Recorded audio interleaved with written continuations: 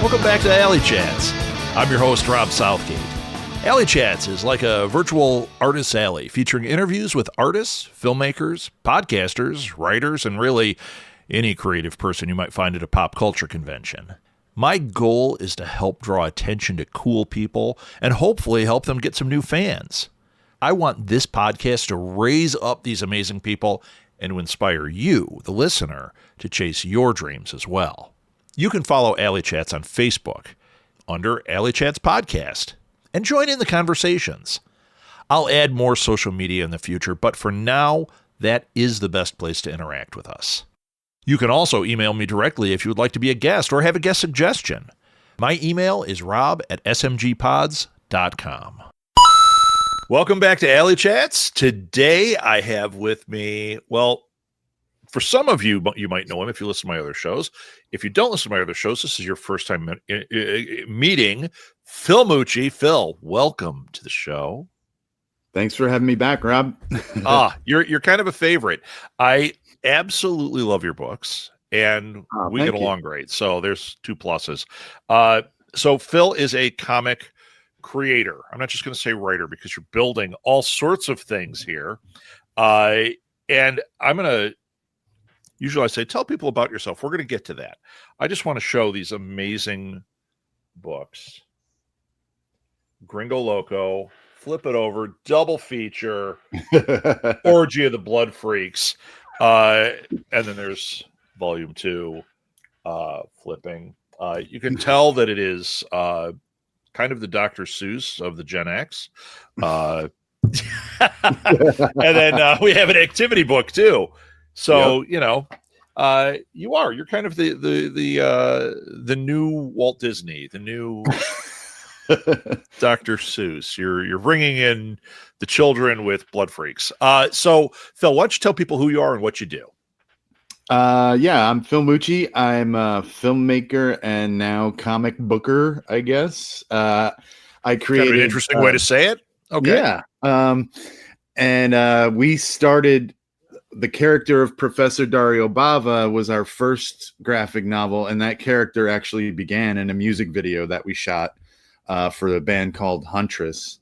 And it was one of those videos where I was given sort of carte blanche to write a story and have characters. And Professor Dario Bava was in that story. And we fell in love with the character on set so much just because my business partner, Ian Mackey, was playing him with a hilarious Italian accent. And he was riffing while the cameras were off and we were resetting blood effects. And everybody was just cracking up. And we're like, he dies in the video, but we're like, he can't just die. We've got to keep this guy going. And I credit actually my DP, Jeff Speed, because he was like, you got to keep going with this character. This is too good. This is too funny. It's niche, but anybody can enjoy it kind of thing. So I took that to heart and started like writing more stories about the Professor Dario Bava and ended up like kind of creating a whole world. And this was a while ago. This was, I started writing other stories for Professor Dario Bava during the Brett Kavanaugh hearings for the Supreme Court. Giving us a time frame on this, sure. Yes, which we all needed a little escape during that. Inspired me to do a lot of sort of anti-sexism, anti-misogyny themes, combined with a character who is basically an Italian. He comes from the Italian patriarchy. He was a Vatican exorcist who turns on, tunes in, and drops out to fight monsters with Future Chick, a time-traveling super hippie from a heavy tomorrow, and her team of badass women that she's assembled called the Sisters of Tomorrow. Yeah, which are freaking amazing. Freaking amazing. I even like in the beginning of the first book when you got all the nuns, and they're all like sitting there listening to him at the Vatican, and you're like, this is only like an Italian horror movie that would look like this. The nuns do not look like this. All nuns with nylons and cigarettes. Yeah. Well, not all of them. We also saw some earlier that looked like death. Yeah. Those frightening nuns. I'm like, okay, you've got both types, the real ones and the fake ones.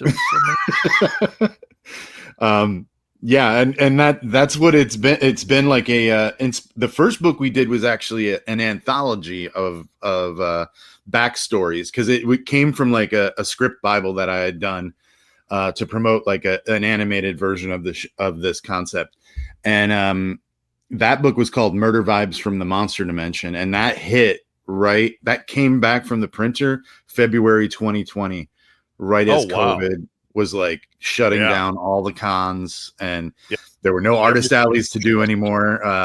We couldn't go out. So it was during that sort of like, shit, we're down, we got our Kickstarter, fulfillment done.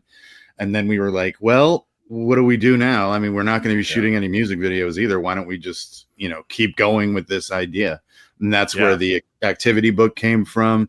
And then later, the Orgy of the Blood Freaks series, which we added Gringo Loco to as well, because that was a long germinating idea that I had that had evolved from a Western to a sci-fi to a modern satire, then back to a Western. And I was like, well, let's finally get this expressed some way. And since we already have some fans for the Professor Dario Bava, we'll just have it, hitch on the back of the Professor Dario Bava book and make it a flip book. Man. It's perfect because, I mean, you and I talked about this on the other show.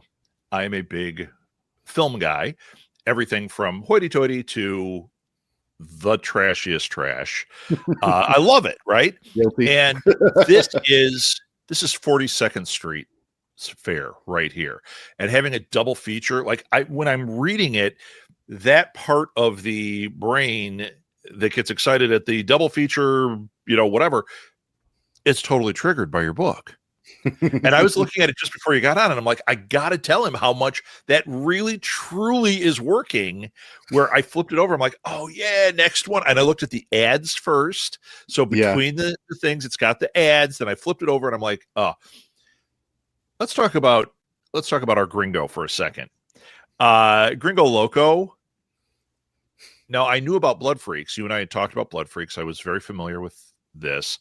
When I read it, I was like, oh yeah, this is exactly what I wanted. It's Argento, it's all sorts of like Italian freaky horror, just really great stuff. I wouldn't even just say Italian, even though it's got that vibe. It's just kind of that like that Euro horror, Yeah, definitely Euro sleaze, hammer horror a little bit, the sexier, a little bit of hammer. Yeah. Well, and there's even, if you watch some of those like Japanese horror from that time, they were really violent, like over the top, like Reanimator type stuff. And that's what you've got here. So I'm like, this is triggering so much for me. I just love all of that stuff. And then I flip it over and I'm like, oh yeah, Gringo Loco. I'm a sucker for Western horrors every time. I don't know why. I flipped it over and you had me. Not only was I right away like, okay, it's going to be horror and it's in the West, but then when it's like you see the stitches on his feet when he's hanging, and I'm like, oh, this is going to be so much better than I was even anticipating. I absolutely love it. And you know what struck me? Now, Blood Freaks, it's like, yeah, there's so much homage. There's all these things you could cite. Yeah. I can't think of one that has a character like Gringo Loco necessarily. You know what I mean? Like the monster of it. I was like, how has nobody done this monster before? Yeah. I mean, that was the idea that I had to get out because it had been stuck in my head for so long. I was like, because to me, it was, I was a huge fan of like, the Frankenstein novel and the, and kind of the variations of it that had happened throughout time, like RoboCop and things like that, where, is this character human anymore? Are they something else? And what is, what kind of morality is attached to this kind of creature? Is there any humanity in there whatsoever? Right. Or when you see it, is it real or is it just like, I don't know. I love that. I'm a big fan as well. Yeah. I mean, so for me, that was a very interesting character to develop and write. And I actually wrote the books that we have are not anything about how he became this monster. Right. I actually wrote all that first as like a treatment to pitch my business partners on doing it. I was like, here's the whole like backstory. Here's what he was. and what he became. And they're like, oh, this is great. This is going to be really good. It's kind of like there's social commentary. There's all kinds of stuff in here that's really interesting. I'm like, but we're not going to do any of that. we're going to start after that, because I think it would be more interesting to see where this guy is now. And then as it goes on, it's a mystery of what he is and what he was and who he was. I'm a fan of that too. I like when a writer does what you're doing and they kind of pepper it throughout. It might be way down the line that you start going, oh, but your Bible tells you what's happening. So you can keep it true. That to me is the best kind of world building. I love it. I love it. I love it too, because it's also a contrast to Professor Dario Bava, where we jump in and out of flashbacks just like they did in those old movies. Like all of a sudden, well, this place was where the ancient witch was burned at the stake. And, which I love those revelries in those movies because it kind of keeps them pacey.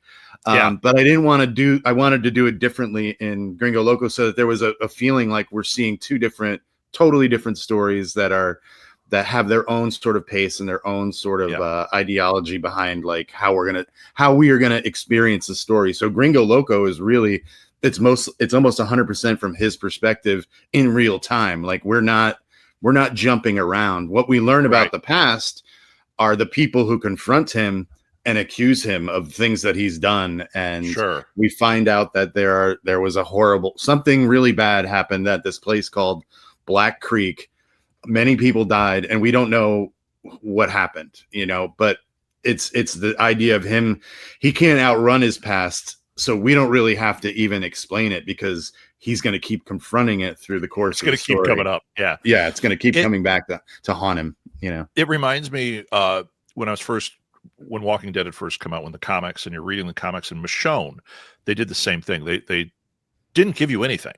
Yeah. And you're like, what is she doing walking around with these zombies? And who is this person with this katana and all that? And it wasn't until a few years into it that they put out the free comic book day comic that was one issue. Here's the explanation of Michonne. You knew nothing till that point. And then when that came out, I was so into it. It was my favorite thing in the whole Walking Dead universe, because you had built up the anticipation for so long, and you knew it was there. And then when you go back and you read them, you can see it like tiny things. You're like, oh, he totally had this story worked out 3, 4, 5 years ago. Here it is. I love that. I love that very much. So we've mentioned all sorts of inspirations here. What would you say? Let's go to Blood Freaks. What would you say if you had to pick 3 major inspirations for Blood Freaks? What would it be? They would probably be, from comics, it would be Dan Brereton's Nocturnals, the Nocturnals. Oh yeah, great. Because that's like all these monster creatures are teamed up, and it's kind of film noir, and it's very painterly looking. Every panel is very colorful. I mean, from an aesthetic, that was an aesthetic that I aspired to as the colorist in the book. Was like, I want each panel to feel like it's like a lot of time was spent just coloring it, and I want the color to be expressive of the story and set the tones and the moods.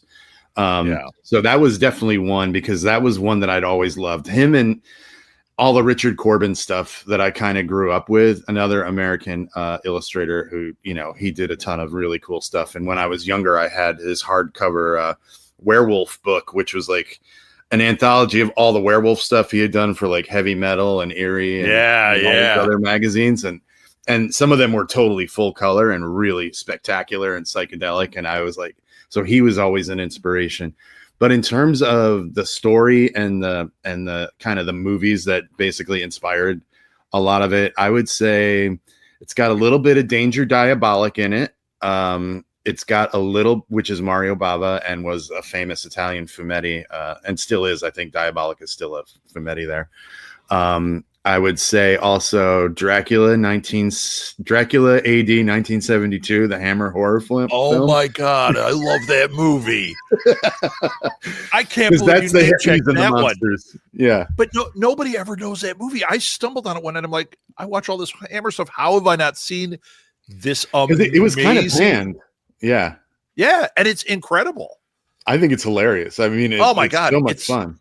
It is. It is. I think that's why it got panned. They were looking for Hammer horror, and it's like, yeah, they're doing something completely different here. Yeah, this is sex. This is what is it? Carolyn Monroe, like going having an orgiastic sacrifice scene, getting blood poured on her cleavage. It's like it's kind of goofy, but I love it. So fantastic though, and the 72 part of it, like the time frame and everything, it's brilliant. So that's a great call, man. Great. Yeah, call. that was definitely a big one. I would say the other. I mean, it's the Nashi movie too, the Paul Nashi movie, the Werewolf versus the Vampire Woman. That one has a lot. I haven't seen this one.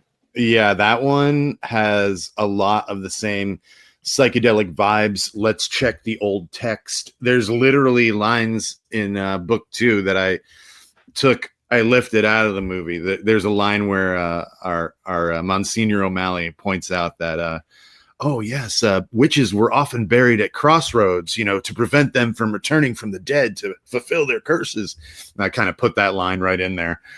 There's also the what's his name? The vampire hunter, Captain Kronos. There's a little bit of Captain Kronos in there too. Another Hammer horror one.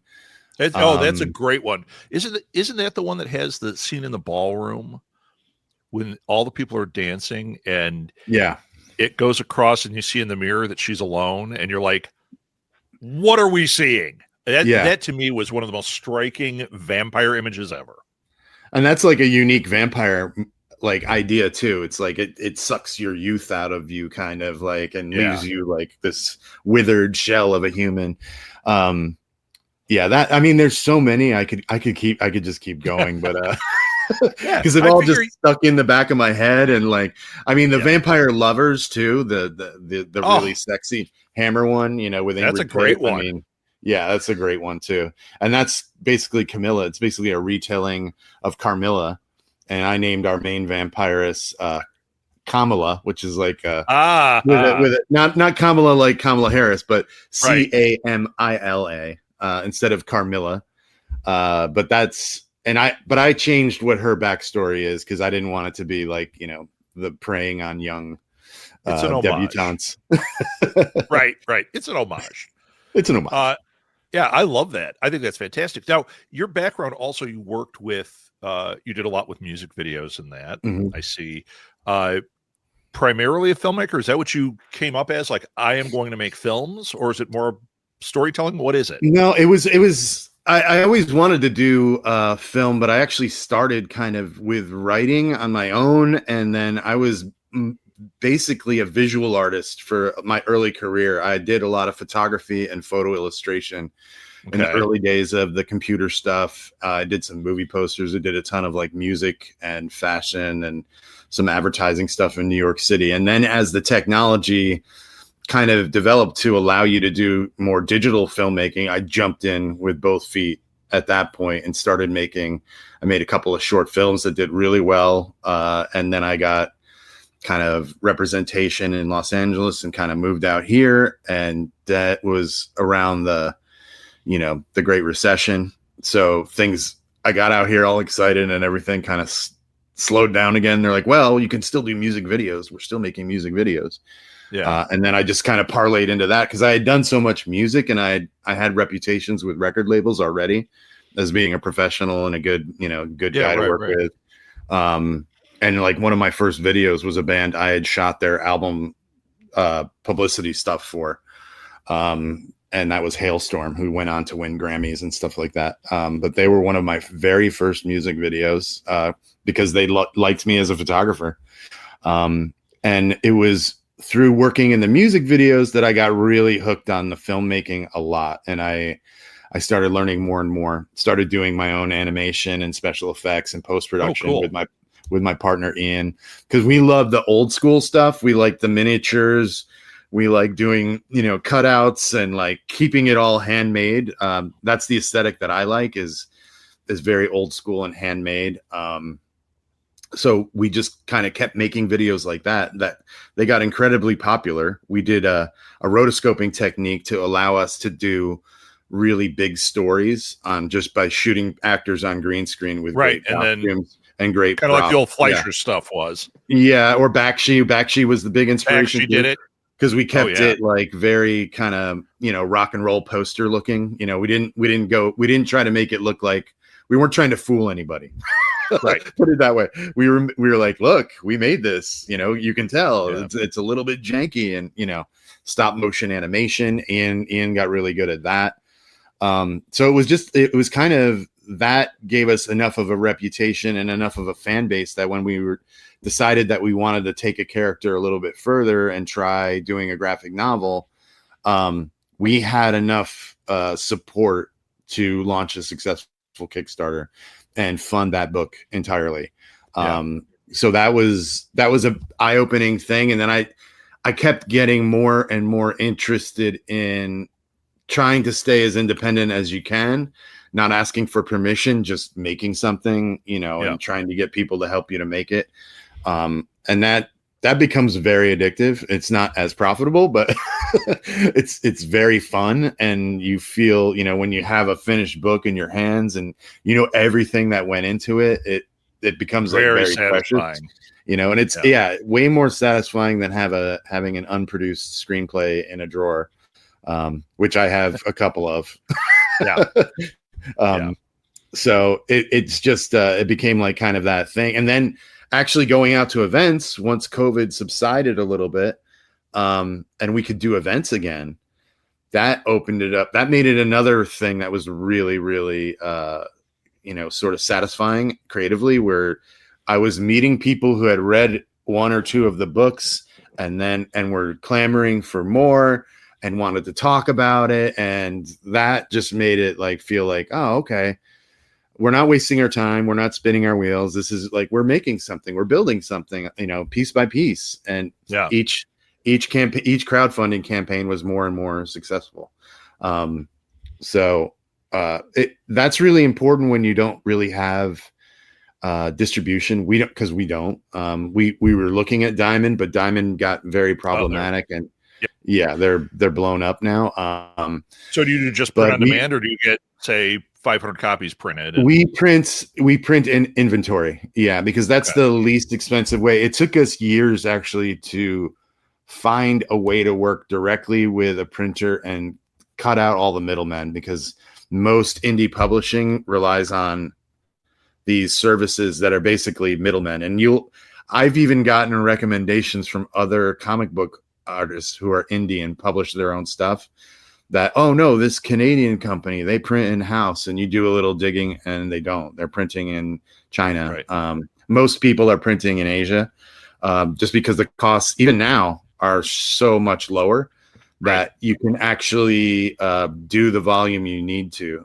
We had some bad luck with other services that were middlemen, but now we found a really good printer. So it's made it a lot easier for us. So like the newest one, this book we printed 1,000 copies of, and we're already down to about only 600 copies left. Wow. But that's good. I mean, 1,000 is like that magic number where it's not too many to keep stored in my place.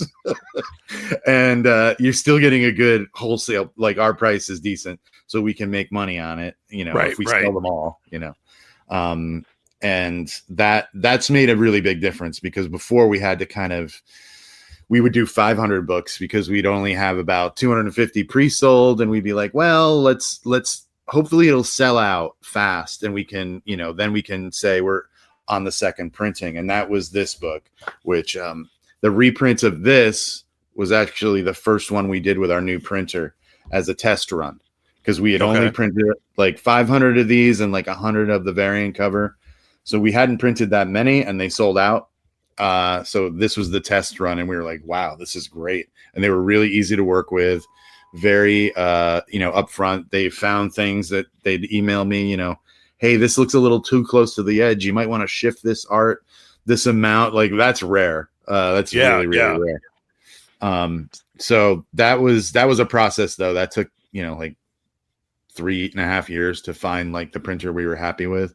But now we work directly with them, and we've recommended them to other folks. And even with the sort of trade war going on, I don't know what they're doing over there, but it hasn't affected our price at all with them. Do you want to throw a shout out to these guys? Because we get a lot of people that are comic book creators that are on here. Yeah, I would say check them out. It's I think it's pronounced Chin, but it's spelled Quin. Okay. You know, we were saying Quinn, but a friend told us it's actually pronounced Chin. So Quin printing, they're online. You can find them. And once I'll put a link in the show notes for people. So yeah, you should, because they were really, really great to work with. You'll see too, they have a huge Trustpilot score with a lot of ratings. I have a review for them on there. Under the Diabolik name, because they've just been really great. We've worked with plenty of printers now, and like these guys stand out. The drag is when you print over there, you got to wait for your books. You know, you're not going to get them quick. You know, you have to. We typically wait between 4 and 6 weeks. They say 6 to 8 weeks, but it's never taken that long for us. It might be because we're in LA. So it might be longer depending on where you are in the US to get the books, but really great quality. You have a decent price so that you're not killing yourself selling it. We can sell them for a discount at events, which is what we do to encourage people to buy, you know, and still we get a profit off of it. And we still get a profit. Exactly. So that's really the game when you're printing, is you don't want your wholesale cost per book to be anywhere too close to your retail price. Right. You know, you want to be able to hook people up, especially at events that they're paying to be at. That's how we look at it. You know, you're paying $60 a day to go to some con or whatever, or some monster event, because some of the ones around here can get pretty expensive. You want to make sure that, you know, you tell people that you understand that, and you're going to give them a deal, and you feel good doing it, and you know you're not hurting yourself, you know. Yeah, I think that's key. I see a lot of because I'm in publishing, I see a lot of indie authors that I work with hurting themselves. They don't add everything in. They and then they're like, well, I can't go to that con because it's too expensive for the booth. It's like, then you cut everything to the bone so much that if you have to sell 100 books to be able to pay for your table, you're underpricing, and maybe you should rethink that, because you're not going to sell 100 books. I mean, you could. I can totally sympathize with people not wanting to, because there are certain events we've done where it's like, oof, we didn't make the table, but we did other things happened at those events. Right. I can give you a good anecdote if you're curious. Please. I love it. We just did there's a show out here called CreepyCon, and it's creepy with an IE for Inland Empire. It's out in Ontario, which is about an hour east of Los Angeles, out in the desert, basically. But there's a lot. It's a suburb still. It's a lot of people live out there, and they do 2 events a year. They started about 5 years ago. We went to their second event because they just had an opening, and they're like, "Hey, somebody canceled. You guys want the table? You know, yes or no?" We're like, "Yes, we'll take it. We'll try it," because we haven't done the event before. And we went out there. It's, you know, Friday afternoon, Saturday, Sunday, full event. And it was pretty bleak. They didn't manage to fill the place out. They didn't sell out tickets. Because it's a numbers game always, especially if you're an unknown entity. A lot of people are reselling IP related stuff, but we're a new thing. We're our own IP. So it's always like, we need a lot of numbers. We need to pitch to a lot of people because we have to give them the whole spiel and do the flip book demo and all this stuff. And we ended up not making the table, and everybody around us, the vendors around us, were complaining, leaving early. But we had also participated in the promo code version of, it was a contest that they put on for any vendor who's doing the contest. They give you a special promo code. Ours was Diabolik, and you promote it to your followers on social media or in email, on your email list or whatever. We have an email blast that we do. And we ended up winning that contest. And what did we win? We won a free table at the main event coming up in January, which is their 5th anniversary event that Bruce Campbell's going to be at. And that's going to draw a huge number of people, because he doesn't do a lot of events. I mean, he might cancel because he's notorious for that too. But he's the main draw, and it's their 5th anniversary, so they're pulling out all the stops, and we'll be there for free.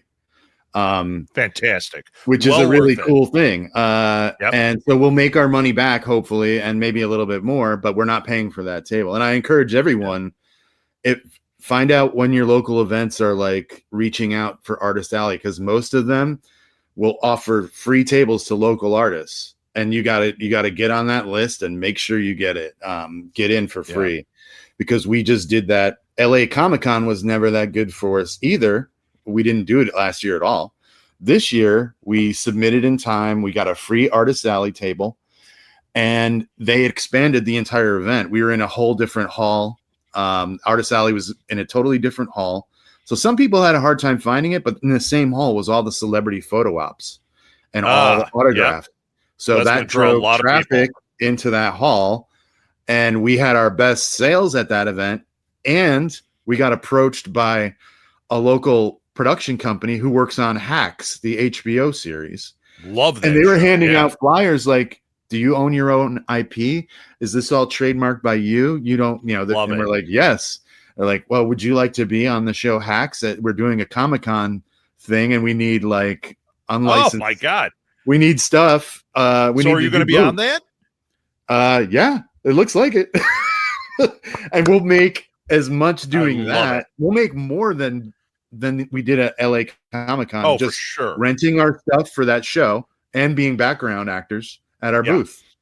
So it's like, well, that was on a free table. That was on a free table, Yep. because we stayed in contact with the LA Comic-Con people. They've had a shifting roster. They've changed the Artist Alley thing each year, how they're going to do it. This year you had to apply again. Even if you'd done it, you had to reapply. So as long as you stay on top of those things, you can make it worth your while, and you never know what's going to happen. Like meeting people, there's been dud events where we barely made the table, but we met like 3 other people who grew our network of like friends in the industry.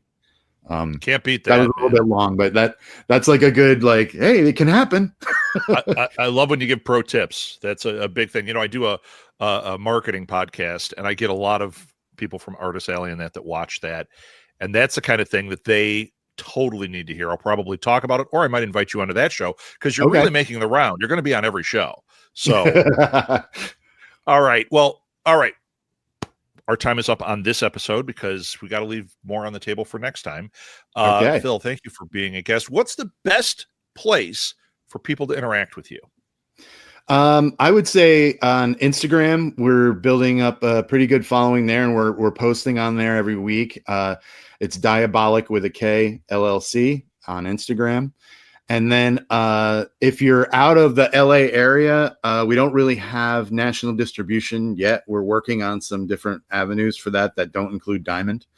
So hopefully next year. But to get our books now, you can go to ProfessorDarioBava.com, which has a shop, and it has lots of videos, has our music videos on, some of our music videos on there too, if you want to check those out. There's an animated Professor Dario Bava teaser. There's just a lot of cool Bava and Gringo Loco related stuff on that one.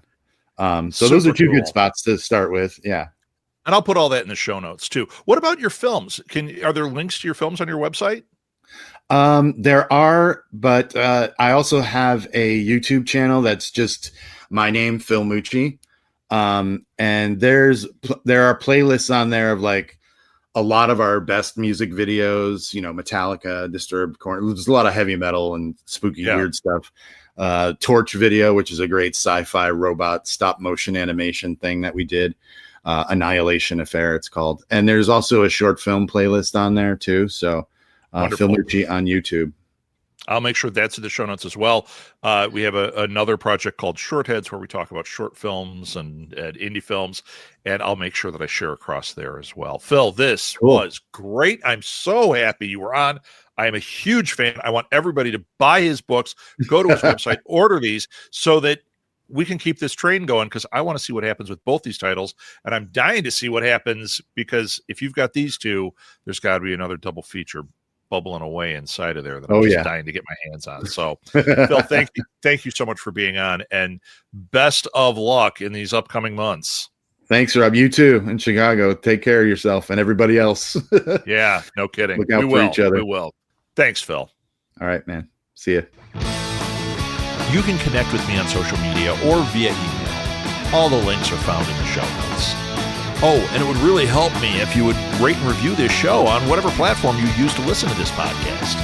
Good reviews help others find the show, which ultimately helps these incredible guests get more exposure. Alley Chats is a production of Southgate Media Group, hosted, produced, and edited by me, Rob Southgate. Thanks again for listening to Alley Chats. And don't forget to support indie